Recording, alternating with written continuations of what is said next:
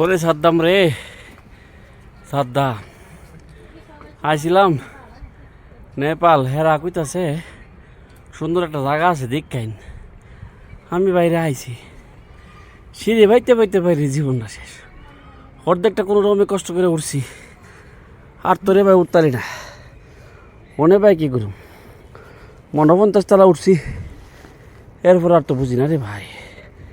এই যে এ ভাই কইতাছে, ও ভাই উঠতে আস্তে আস্তে উঠেন, আস্তে আস্তে বলে উঠতাম।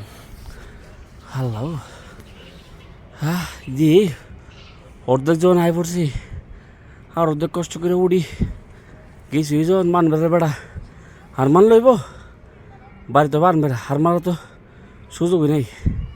কষ্ট হইল উঠতেইব।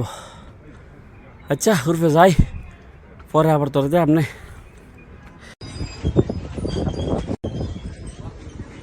পরে সাদ্দাম রে এনা আইসি একটু হার লইছে বুঝছাস। এরা পয়সা ডাল দে, এটা বলে না ফালাইলে এনে বলে সুন্দর করে বলে এরা একটা মানত মানত পয়সা ঠিক মতো বললে এটা নেই মানত কাম ইতান এই তো কাম করছে। নেপাল আইসলাম আমি তো একবার লেগা এনে পয়সা ডালা দিবার লেগা কিরে। হ্যাঁ এনা থাকতাম না জায়গা।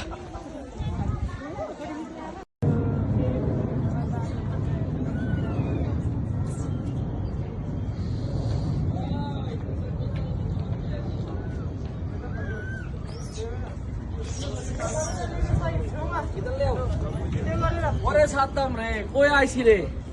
বলো 50 তলা উপরে রে ভাই, জানডা শেষ, কিচ্ছু কইতাম পারি না। কই আইছি উদা বান্দর আর বান্দর, কই আয়া বইলাম ভাই ভাই। উদা পাহাড় আর পাহাড়, পিছে উদা দেখা যায় না বন্ধ হয় না। ওই কাঠমান্ডু পুরোটা দেখা যায়, উদা মন্দির টন্দির। আর কি করবো, বান্দরের যন্ত্রণা। তার মাঝে একটা মারে রে, পরে তোর লোক কথা কম সামনে গেল যে পাহাড় ভাই আইছি রে, পরে কথা হইব।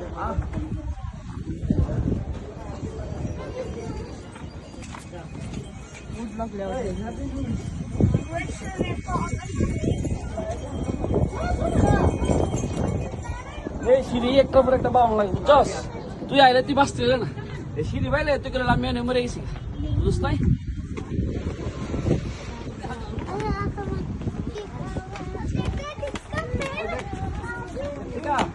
পুরোটা শহর দেওয়ান যা, এই দেখ দেখ